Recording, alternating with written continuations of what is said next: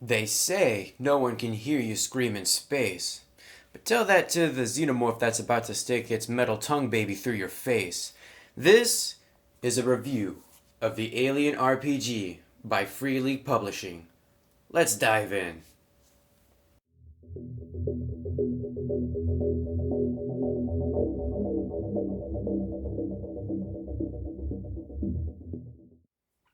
So here we have the Alien role-playing game by Free League Publishing. And first thing I'm going to point out, props to any company or book, supplement, whatever you call it, that actually makes use of ribbon bookmarks because those things are crazy useful. So, yay, thumbs up. The inside cover, we actually have a star chart of the known galaxy in the alien universe. And so this is actually a map from 2183. And when we actually talk about the Colonial Marine book, we'll actually get some more stuff, or we'll see some differences in that. So for now, this is the known galaxy, and there are four factions that you'll see out here, as well as just an outline of the frontier. So this is on the inside and the back, the front and the back covers, and there doesn't seem to be any differences between the two. So, oh well. This book, obviously by Free League Publishing, was released sometime around 2020, if I'm not mistaken. The game director is Thomas Harenstam, and the setting writing has been done by Andrew E. C. Gaska, which we'll see come up again in some of the cinematic scenarios. First thing I want to point out, or actually second thing because of the book ribbon thing, but second thing is the actual table of contents. I actually really like this design where you have each chapter in its own column. It makes it so you're just not reading a whole block of text, going from left to right or horizontally. And each of the thumbnails are actually the spread or part of the spread that you'll see for that chapter at the beginning. So really cool. I actually dig this. All the information is presented very clearly, which is always a plus. And there's actually 2 pages of tables of contents. So we have 13 chapters in about 391 pages. So let's get into the very first chapter, Space is Hell.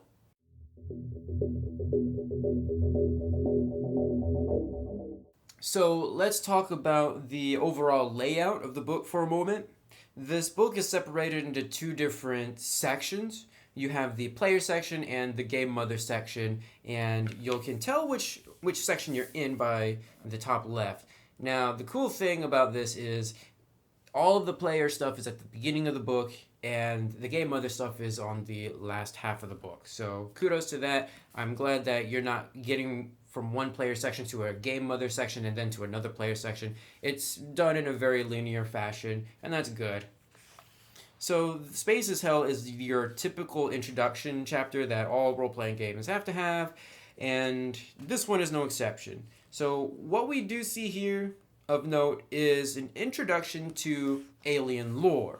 So, if you've only ever seen Alien, maybe Aliens, maybe skipped out on Alien 3, just kidding, they don't actually really mention Alien 3 in this book, I don't think, but if you've only seen or even heard of the movies, then this gives you a very brief overview of who the different factions are and, what their whole shtick is. So that's actually really cool. Like, I really do like the Alien movies. I'm not gonna lie. I've seen all of the Alien movies, even the ones that probably shouldn't exist, and I love them.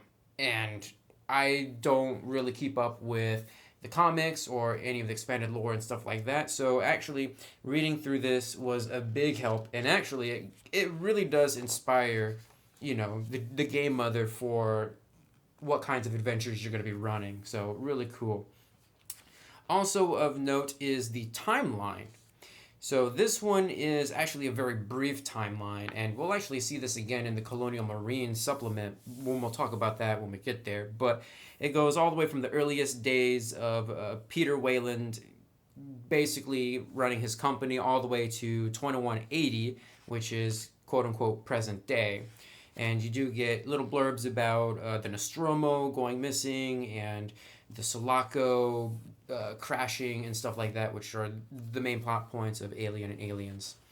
So there are 4 different career tracks. I don't really know how you would explain this.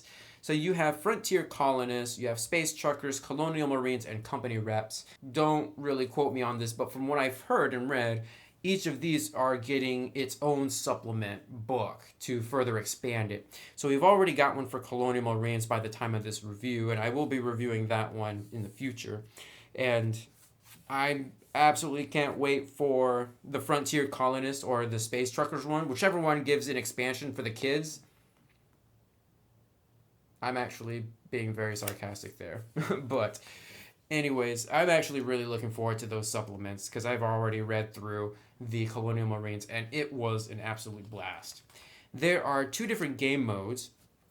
There is the cinematic play, which is where I think most of the people who play this game are going to focus on, and then there's campaign play.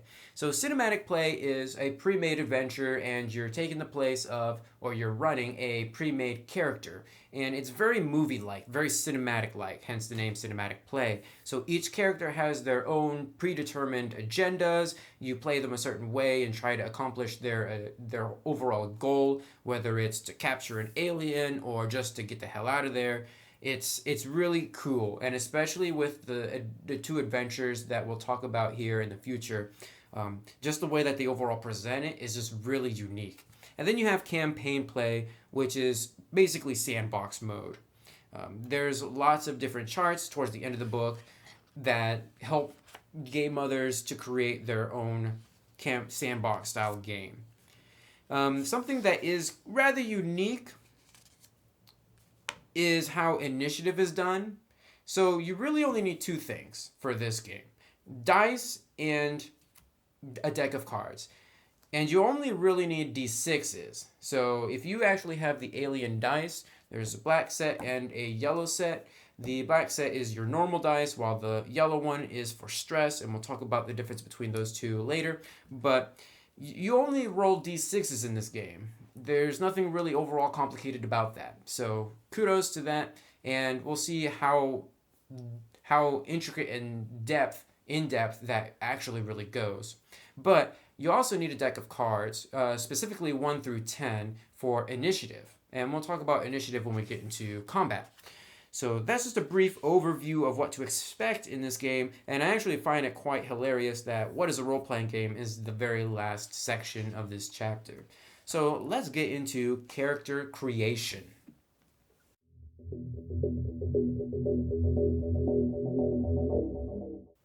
First things first, if you are playing a cinematic pre-made adventure, then you'll be given a character to play. So your job is done, hooray! It'll have everything you need from stats to background information and their personal agenda. So you really don't have to do anything in this section. Just look at your pretty character sheet and go from there. If you're creating a character from scratch because you're playing in campaign mode or sandbox, then there's a couple things that you're going to need to know. First, there are 9 different careers or classes, let's just say, for this game. You have access to Colonial Marines. So these are your typical soldiers from the USMC, or USCMC rather. You have the Colonial Marshals. These are more like your sheriffs around the colonies. You have company agents, the corporate worker looking to climb up the ladder any way they can. You have kids, skip, because what more can be said. You have medic, because every system needs a dedicated healer, even though you can basically get one-shotted. You have officer. This is your Ellen Ripley type characters who performs odd jobs across space. You have the pilot, the ones you want to hire to get you from point A to point B and maybe point C in between. And you have roughnecks. So these are your general laborers. These guys do all the dirty work, basically. And then you have the scientists, who are the smart ones. Now, you can actually play as an android. And there's a little blurb about that and the steps that you do. So androids actually get a +3 bonus to 2 attributes of their choice after your attributes have been allocated. And if you've seen my character creation tutorial, then this should sound very familiar. However, Androids can't push skills, and pushing a skill is something that we'll talk about when we actually get to the skills chapter. But just for the sake of simplicity, androids cannot roll the same roll twice. Androids also don't suffer stress and thus don't have a stress level. For this reason, they also don't get a signature item, so boohoo. Androids also never get to make a panic roll because of that. And androids suffer damage differently, and see page 111 for that. So androids have their own critical injury chart that they will look at when they actually get damaged, and it's actually really cool, and we'll get to that. But you just basically allocate attribute points, allocate your skills on your character sheet, which I actually have a sample of right here for my character creation tutorial. And that's pretty much it. You can get your gear. It's already kind of set. You just choose a sample loadout from whichever career that you're getting, and that's it. You determine their background, what agendas they have, a signature item, and that's pretty much it. It's actually really simple. And that's actually a really good thing because there's actually quite a bit of depth to this game. So let's get into the skills.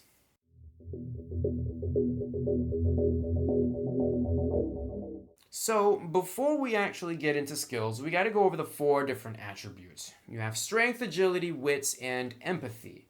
And so on the character sheet, those would be the 4 attributes on the inside. Okay, so those 4 skill or attributes actually govern all skills. And there's 3 skills per attributes for a total of 12.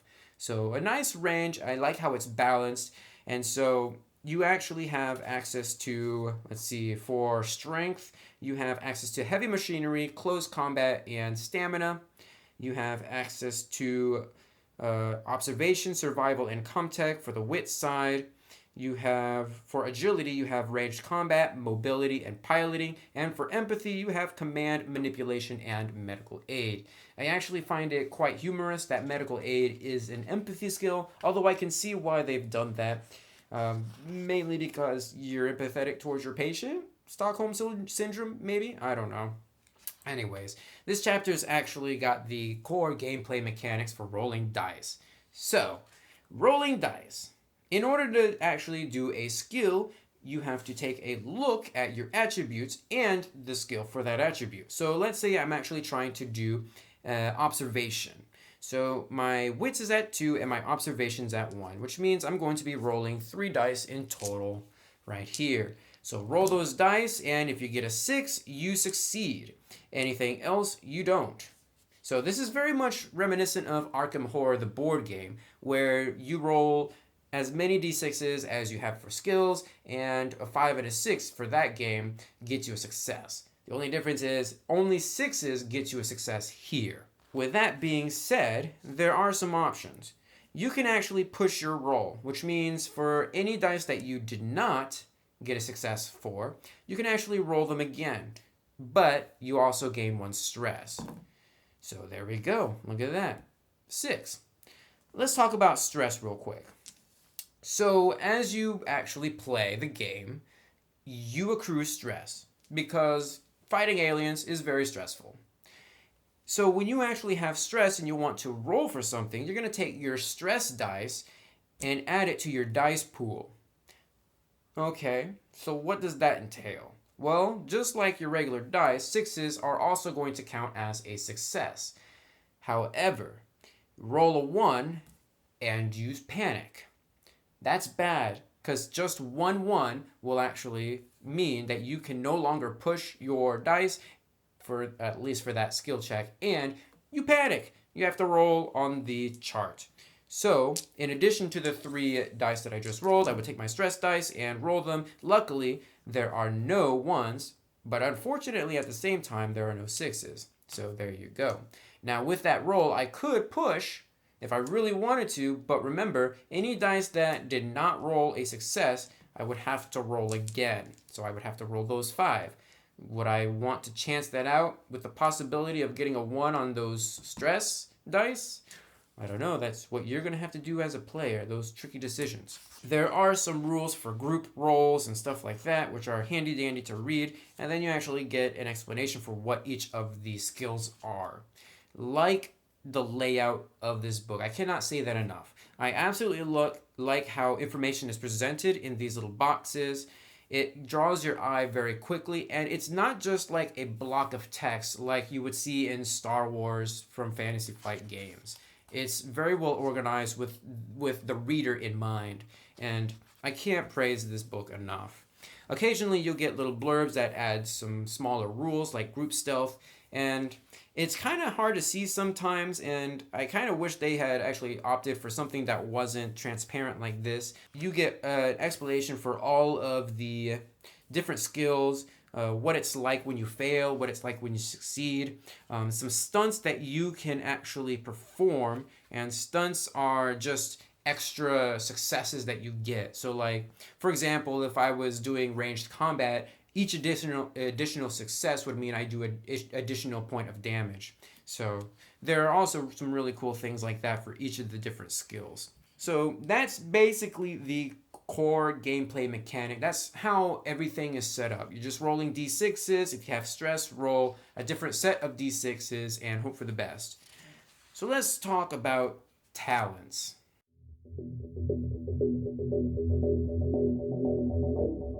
During character creation, your character has access to one talent, which you can choose. Now, there's 3 different talents for each of the careers. If you're running a cinematic scenario character, that talent is already determined for you, so don't fret about that. But each of the careers do get access to 3 talents. Those are like career talents, and you do have access to generic or general talents later on as you gain experience. The talents here are actually quite unique for that role. However, out of each of the 3 talents, one is a dedicated push roll type mechanic. So for example, the roughneck talent, True Grit, life on the frontier is a constant struggle. Luckily, you have what it takes to overcome anything that comes your way. You can push any skill roll based on strength twice, not just once like other characters, but each push increases your stress level by 1. So as a roughneck, if you choose that talent, you can push your rolls twice instead of once. And most of the careers have a talent that functions very similar. It might not be with strength, it might be with empathy, or with wits, or with agility, but there is usually some sort of a talent for most of the careers that kind of point towards that, which is interesting, because if you really do like to push a lot of rolls, or if you find that your stats are a little bit lower than you'd like, you might want to start pushing, but again, you are going to accrue stress like crazy. The general talents are pretty much what you would expect. They're just general. Anybody can take them if you've gained some experience, and are just things that kind of add, to your character. Like tough, you are used to taking a beating. You increase your health by +2.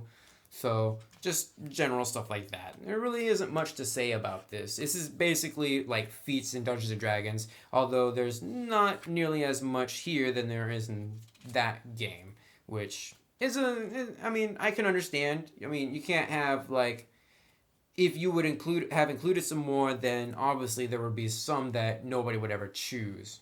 You get what I'm saying? So it's a nice list to choose from. I'm not going to complain about that. So let's talk about combat and panicking.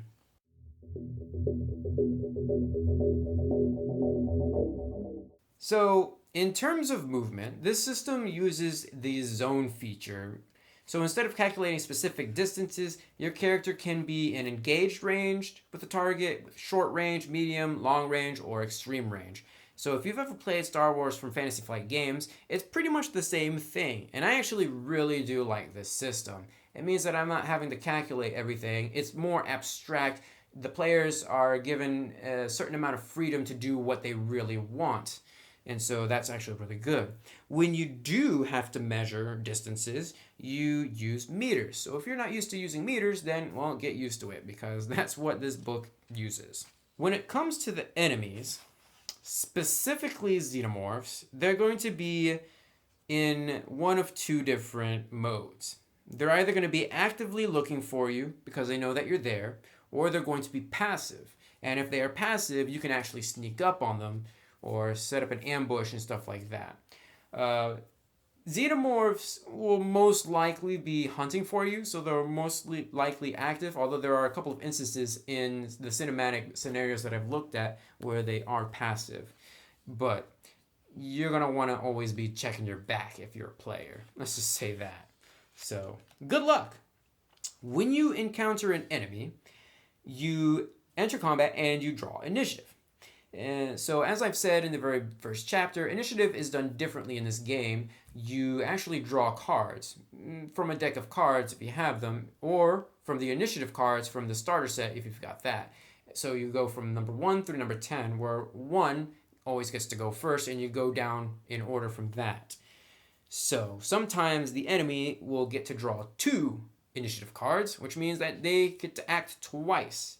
So what are the different actions that you can do? Well, there's 2 different types. You have a slow action and a fast action. And on this handy page, page 88, you actually get a rundown of what those actions are. Combat is actually quite interesting because your reactions count as usually a fast action. Maybe a couple might be slow actions, but if you use both of your actions on your turn, that means you can't react. The best example is blocking. So let's say that you're first in initiative order. Let's say an enemy actually comes up and wants to swipe you with a pipe or something like that. Now, as a reaction, as a fast action, I can actually block that attack, reducing damage if I actually win the contested roll. If I've used up both of my actions before that enemy gets to go, then I can't block, which means I take the damage and hope that my armor can soak it. That's not always the case because armor's kind of randomized in here. Close combat, you can actually do some other actions other than blocking and getting hit, like grappling and shoving. Retreating is always an option that you're probably going to want to use. For ranged combat, you get modifiers based on how close or how far away you are, depending on what type of weapon that you're using. You also have access to abilities like Overwatch, but that takes a slow action if I'm not mistaken, so you gotta have to really think and prepare about stuff like that. If you actually get hit, your armor, if you're wearing any, may protect you. You're going to roll the number of dice equal to your armor rating. So if your armor rating is 2, you roll both of those. And for each success you get, reduces the amount of damage by 1. So remember, armor's quite finicky. It's randomized, which I'm not sure how I really feel about that. I'd have to play around with it a little bit. But I will say it is better than what we've gotten in Mothership. I absolutely do not like the armor system in Mothership in this current iteration of it. I know it's getting changed in first edition, but I thought I'd throw that out there. If you do take damage and you drop down to 0 HP, you're considered broken. And this doesn't mean that you're unconscious, but it might mean you are unconscious. It could be something as simple as you're crawling away from the enemy slowly as the enemy kind of stalks you and gets ready to finish you off. But when you're broken, you take a critical injury, which you roll for on this chart. So roll 2d6s and put the numbers like that, or maybe like that. I don't know. It's kind of really weird. I would probably say, get 1 black and 1 yellow. Black always goes first, then yellow goes second, and there you go in your 1 spot. So 13, which is crippling pain. Is it fatal? No. But your stress level increases by 1 step. So there you go. That is critical injuries in a nutshell. Of course, there are some that are very much fatal. Some of them you get to last a couple of days before you finally succumb to your injuries if it is not treated, while others are instant death, like disemboweled, or crushed skull, or pierced head. We know what's going to do that. Or impaled heart. There you go. In addition to that, there are some permanent mental traumas, which is actually really cool. I really do like that you have physical injuries and also mental injuries that you'll have to deal with. By the way, healing in this game is a slow endeavor, as it should be because this is a horror game, first and foremost. By the way, something that is wholly unique to this game that I've never seen before is how coup de grace works. So to finish off a broken enemy, like a human enemy, you have to fail at an empathy roll. That's actually really unique when you actually take a moment to realize what that means in game. So you don't actually want to kill a human person. So you, as a player, roll the empathy, and if you are successful, you can't bring yourself to do that. Of course, you gain a stress level if you fail or if you succeed, and you actually do get the coup de grace off. Now, the merciless talent does negate that roll, so you don't actually get the negative effect. So that's actually a really interesting concept, and it's actually really interesting. I don't think it would work for every game, like your fantasy game, but I think it definitely works here. So stress and panic. Stress, as we've already talked about, is when you play the game, you're asked to do things, you're going to get stress, your stress level will go higher. There's some examples of what can make that go higher. And then if you gain a 1 on a roll, you panic. You make a roll on the panic chart. So when you actually make a roll on a panic chart, you're going to roll a d6 and add your current stress level to that roll. Very similar as what we've seen in Mothership. So the panic rolls, it's kind of really interesting. So like a 1 through 6 is keeping it together, so no effects there. But you might get a nervous twitch, you might just flee, you might scream, you might go berserk, or you might just collapse onto the floor and you can't talk or move, staring blankly into oblivion. And I actually really do like the fact that there's no option for, oh, you just have a heart attack and you die. Now that I actually think about this, because Mothership has that as your final option. It goes from like, I think 2 to 30 or something like that. And the final one is the 30 plus, you just die from a heart attack. But I'm actually glad that's not in here, because really it doesn't make a whole lot of sense. Like I can explain away being catatonic, where you just kind of collapse on the floor and you kind of go crazy, because you're probably going to die anyways unless somebody plays the hero and gets you out of there. So kudos to them for not taking the easy way out. So the rest of this chapter is just about other hazards. You do have to keep track of things like hunger, water levels, air levels, and stuff like that. You have freezing and burning, diseases, which will come into play for some of the adventures, radiation, and synthetics. And I think, in my opinion, this section is definitely in the wrong part of the book. I think this should have been closer to critical injuries for actual human players. Instead, it's tacked on here on page 111. But they have their own critical injuries, and they can actually get mental trauma as well. So for androids, they don't actually die. Okay. And I mean, like, when they actually get the most severe, like, system shutdown, they just simply shut off. And it takes a ComTech roll from another player to start to communicate with the android.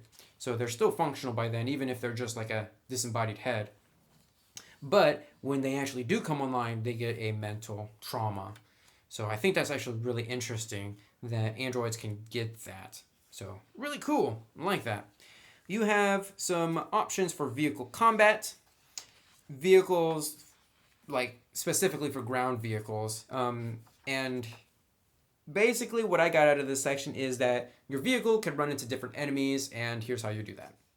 The damage that they get. Although your vehicles can also get component damage, which is basically critical injuries, but for vehicles.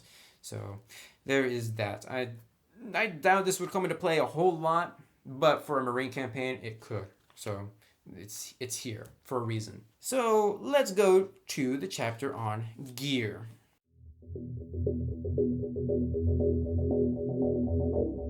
So there's really not a whole lot to say regarding this chapter. I mean, it's your typical equipment chapter. And here you'll see some staples from the Alien universe, like the, let's see, the M41A pulse rifle, which is right here. You'll have your typical, staples, just like a shotgun. You'll also have the smart gun that the Marines use right here. There's even the incinerator, which is a flamethrower. So you have some options when it comes to defending yourselves with a weapon. With armor, however, you are limited to a few different suits, one of which is the powered workloader, which I'm glad is here. I just kind of wish that there was more, armor types. Although, I can also see a reason why there isn't an inclusion of different armors, because there really isn't a need.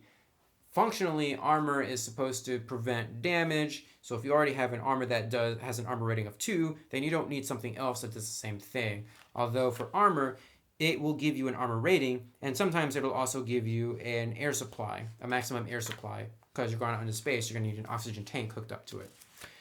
Then you have other different types of equipment, just like your general equipment that you'll see in the universe.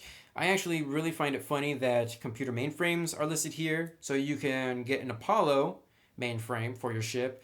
You can even get one of the Mother 6000s or up to 9000s for your ship, which are crazy expensive, by the way, 50 million. Yeah.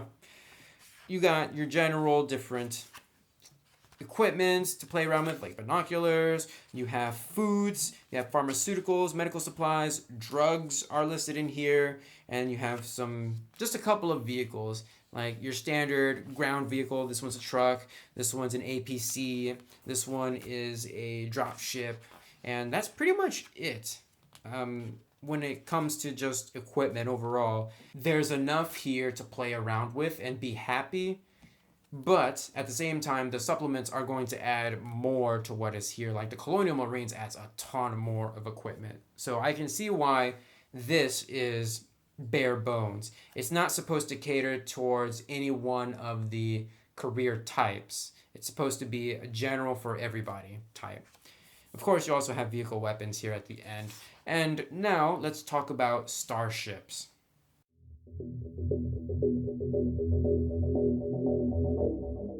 A Hard Life Amongst the Stars is the last chapter for players, and this is the section that has everything you need to know about living in space and starships and hyperspace and cryosleep.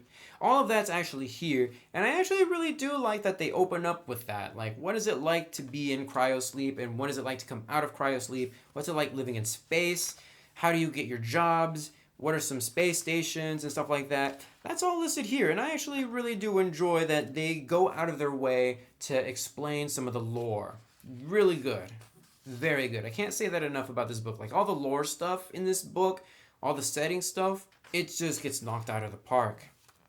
So you have some religion stuff, you have what is law enforcement like in space, and then you have some spacecraft basics. So if you're creating your own ship for your players, then this is where you would go, determining its size, how much it's worth, and stuff like that. I guess I can talk about this here. This is one of my complaints with the book, where everything is in such a nice organizational fashion, as I've mentioned before. But then there are times where you get like maybe a paragraph and then the rest is just a spread. And that's kind of wasted space in my opinion. I mean, don't get me wrong, the spreads are all gorgeous. I'm not going to dispute that. But when you have just a little blurb, especially one that isn't really mechanically beneficial, then it's kind of wasted space. But going on, there are things that you have to determine for your ship, like its core components, what kind of modules do you have, and rooms and stuff like that. Then you actually get some sample ships, like the Corvus.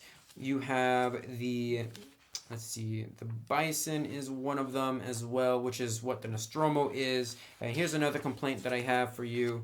So the Bison is mentioned here. The Corvus is mentioned on the previous page, and you actually saw the picture of that way before that was mentioned.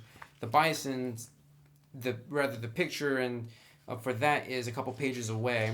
So I kind of wish they had kept that a little bit closer to the stat block. That way I'm not, going to see about the Star Cub class shuttle and then turn the page and, oh, there's a nice spread of the Bison, which I just read about a couple pages ago. I wish it was a little bit closer so it's easier to find. You also get a Conestoga. class frigate, which is what the Sulaco is for your marine campaigns. But sadly, no picture. I believe that one's in the Colonial Marines. Oh, no, it isn't. It's like right here, like 5 pages away, as I just mentioned. And then we get to space combat. Okay, I honestly have some mixed feelings about these sets of rules in particular, but for a good reason. And first, I actually want to mention that I have not seen a system that actually uses starship combat really well. Like, I've read through Starfinder, I've read through Esper Genesis and Mothership and Alien, and to me, none of those really seem to do starship combat well, in my opinion. And this one is probably at the very bottom of the barrel. Starship combat is, I think, supposed to be realistic in this game. So how does it work? Well, I'm going to actually go to the back of the book towards this nice handy dandy map that you'll be using for starship combat. 2 ships begin to accelerate towards each other from opposite sides of the map. Okay, as they get closer, it becomes easier to do things to the other. As they're farther apart, it's harder. So there's that to consider. But there are 4 different phases for starship combat. And the book actually points out very early on that it's usually the ship that manages to spot the other first has the biggest advantage for obvious reasons and usually wins. So the 4 different phases are the sensor operator phase. This is where you can lock onto targets and actually prepare to fire your weapons. And you can also go dark and prevent the enemy from locking onto you, which is also very beneficial, especially if you know that you can't win. There's the piloting phase, where you can accelerate, decelerate, ram the ship for some damage, and also dock with the ship. There's that picture of the Conestoga. There's the gunner phase, where you fire your weapons to eliminate the enemy, but you can also launch some countermeasures, things like flares to get rid of missiles and stuff like that. And then you have the engineer phase, where you can perform emergency repairs, power up engines after powering down, and open the airlock, or initiate a reactor overload if you really want to be a dick like that. So yeah, have fun with that. You basically keep doing this, going through all 4 of those phases until one of the ships is destroyed. You have some minor critical injuries or component damage and some major ones for your ship. So it's pretty much how combat works. There's just more phases to it. There's even space combat panic rolls for when you need to do that for your players inside of the ship. So really interesting. One of the most beneficial parts of this section in particular is the ship combat example. This is a godsend. It really does teach you how to do starship combat, what to expect, and really how to get the most out of it. But most importantly, it really does tell you that starship combat is fast because it's very hazardous. This example lasts for 2 turns. The book actually mentions that typically starship combat will last between 2 to 4, maybe 5 rounds, something like that. So I think that there are some really interesting ideas in starship combat here.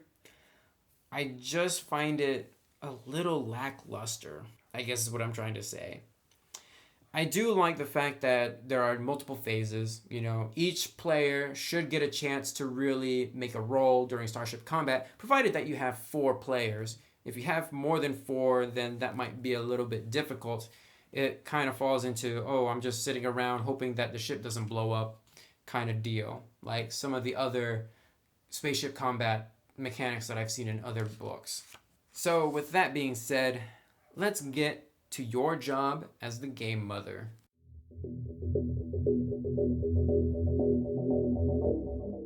This is the first chapter for game mothers, and it opens up with some actually really good advice. There are 8 principles that you should adhere to as the game mother. Things like ripping from the movies, limiting player resources, staying in the shadows, increasing the pressure, letting them breathe every once in a while, fuel their agendas, especially if you're running a cinematic scenario, bring horrible death when it comes, and then reveal the universe. Really make the player characters realize how small and insignificant they are in the universe. That's a really good one. There's also an explanation on how cinematic scenarios work and how they're created. So in case you actually really want to build your own, you can. This is the process. There are usually 3 acts in a cinematic scenario, and this is what you can expect from each of the acts. I really do like that because I think a lot of the players for this game are going to want to do cinematic scenarios. So kudos to them for doing that. One thing that I did not find in this book is player safety. Now, we all know that this is a mature game, but I'm really surprised that there wasn't, a section on player safety. Like, if your players are uncomfortable with this, or, mechanics like the X card, things like that. Because this is a very mature game. Even Dungeons and Dragons, in their Von Richten's campaign, had I think a whole section, maybe a chapter, of just player safety. And so it really confuses me why that's not included here. Because it is a mature game, and it's going to be a gruesome game, but make sure that your players are okay with that. So let's talk about governments and corporations.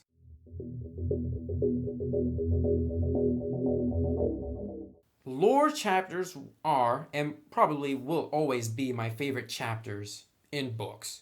And this one is no exception. If you don't know, there are 4 major governments. There's the 3-World Empire, which is pretty much run by Weyland-Yutani. There's the United Americas, which are partly supplied by Weyland-Yutani's technology. There's the Independent Core System Colonies, which are partly owned by Weyland-Yutani. And then there's the Union of Progressive Peoples, which are not run by Weyland-Yutani. So by process of elimination, the UPP are obviously the good guys. I'm just throwing that out there. But for reals though, each of the factions are very unique in their own way. From the United Americas having technology supplied by Weyland-Yutani to the UPP, who have the most colonies in the galaxy, or the known galaxy, but they're so spread out that they don't possess a whole lot of resources or tech to support them. So they're very starved faction, basically. Everything you wanted to know about the alien universe pertaining to the major factions is actually listed here, and also how the governments are run and stuff like that, who the leaders are, the major corporations, even some of the lesser known corporations like the LaSalle Bionational and Seegson. If you've played the Alien game Isolation, Seegson here, by the way, can I just point out how incredibly creepy that android is? It's all here, and I loved reading every bit of it. So let's move on to the systems and planets.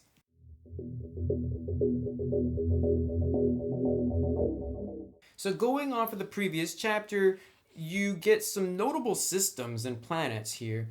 There really isn't much, but reading it could actually provide some inspiration. And there are some dark secrets located within some of the systems that can further those inspiration as a game mother. So for each system, you get an explanation of what is going on there, who's in control, and what they are vying for. And if there are any actual secrets there, they explain that, but usually they leave it up to the GM to further flesh that out if they want to. The systems here are basically the ones that you'll find on the inside covers. Although you don't get an explanation for each system, you do get an explanation for most of them, and it's an okay read. This is the inspiration chapter of the book. This is where, as a GM, you would go and read and start pulling some things to really start creating your adventure for the players, or even if you just need planets to send your players to because they're running odd jobs. So that's really all this chapter is for. It's really not a whole lot to it, although there are some flavor texts written all throughout this chapter. So let's talk about alien species.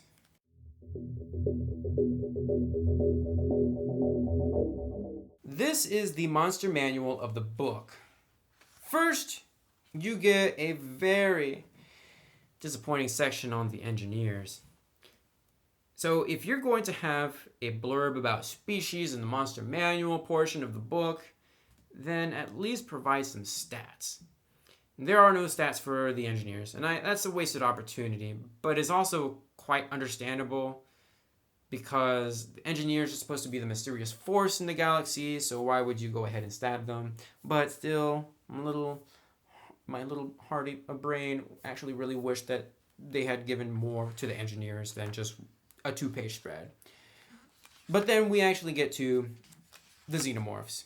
There's actually 2 different types of alien, the actual xenomorph creatures. You have the neomorphs, and then you have the actual xenomorphs, and each of them have the life cycle presented here, as well as their stats and their attack blocks. So what's really unique about this system is that you roll randomly to see what they do. Are they going to escape? Are they going to bite your leg? Are they going to bite your throat and instantly kill you? You actually roll that as the game mother. So it's basically like it is the game mother's character, and they are terrifying. There are some things that can instantly kill your character, so be aware of that. But if your characters were actually smart, unlike those fools in Prometheus, then they might actually survive for more than an hour and a half. But you get through all of the different phases for the neomorph and then the xenomorph, which is actually really cool.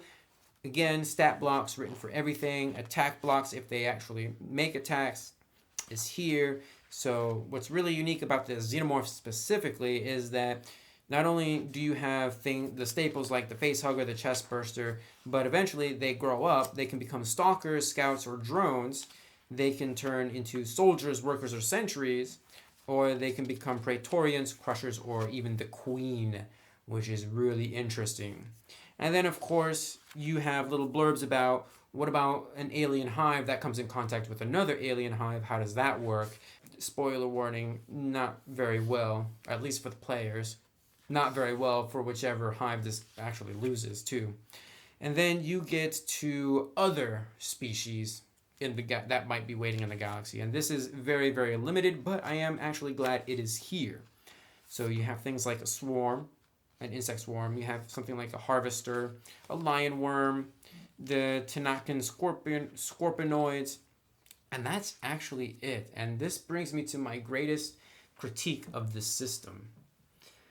This system works way too well for itself. With most systems, you can take it apart and change things up to make it your own, but not with Alien, okay? You have to use what few alien species there are here because the system functions with it. Like those attacks, the random attacks, that is all part of the system.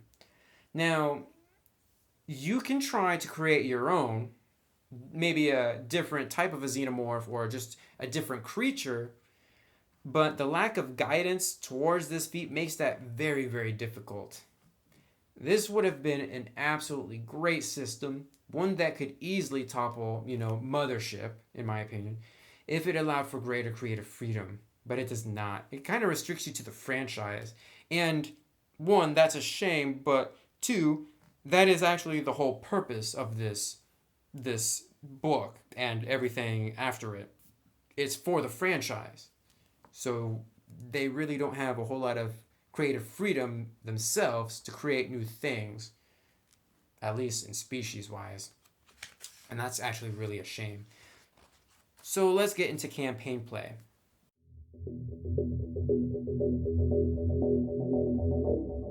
So if you're not one of the few people who absolutely love cinematic play, then campaign play is probably where you're going to spend most of your time.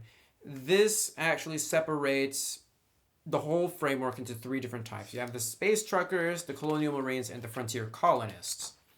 And each of them gets their own rollable tables for jobs and stuff like that, or hazards that come up during play. So for space truckers, it's pretty much you're doing jobs, taking things from point A to point B. Colonial Marines is more of your military style campaign. Go to the here, shoot whatever's there. And Frontier Colonists is kind of just settling a place. You actually get access to random tables for creating your star systems, creating planets, terrain, anything that you might need, it's actually here. And actually, like, I know that campaign play, sandbox mode, or whatever is probably not the strong suit for the Alien franchise overall, but these rollable tables, these are on a whole different level. Like, even if you're not running Alien, if you're running just a generic sci-fi game, these tables are actually super valuable. Like a planet generator, a job generator, cargo runs, different reasons to go on cargo runs, complications, military missions. Like, all these charts are actually really valuable and they're really cool. And I'm glad that it's here because it makes, sandbox mode a little bit more easier to run with as a GM. I'm not the kind of person who really does sandbox style games, but even I can see how valuable this information is. You even have tables for random encounters. And you also have some NPCs that are just generic, like, your android who's covert or a colonial marshal. You have the stats for them as well as what gear they may be holding. So that's good. I honestly wish that it was in the alien section, the monster manual section, but also they're not really aliens, so that point is mute. But just kind of wish it was a little bit closer. You also get a sample station of Novgorod Station, complete with maps. By the way, the maps for this entire franchise are really cool. I love the fact that they put in a lot of work and detail into these maps, like just the different levels for Novgorod Station. And we'll see that more when we get into the starter set and Destroy of World cinematic scenarios, which is really cool. We also get NPCs that live on Novgorod Station. And then we get to Hope's Last Day.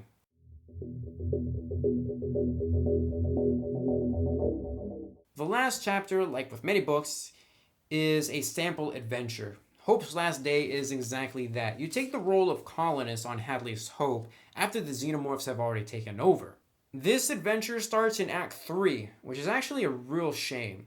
I would have much preferred to do a 3-act kind of deal where maybe you introduce your players, they do the whole living on one of the frontier worlds kind of deal. Something happens, like they bring the guy back, it becomes a mystery, and then shit hits the fan by Act 3, which is where we're starting here. I'm sure you could actually create that, but it's just a shame that it wasn't included here. Basically, the PCs are tasked with escaping. Don't expect a good ending from this. If you've watched Aliens, then you know what happens. So there's that. There are maps, really good maps of Hadley's Hope, which I'm probably going to just take and put them in some of my other non-Alien games, if I'm being honest. And each of the locations are fully explained, like what's there inside, which is really cool. This is a really short adventure because it is the third act of a 3-part act. And, I mean, it is what it is. It's just to get you to learn the ropes, learn how dice rolling works, and playing, and that's it. It's a very quick and short adventure. So let's talk about my final thoughts.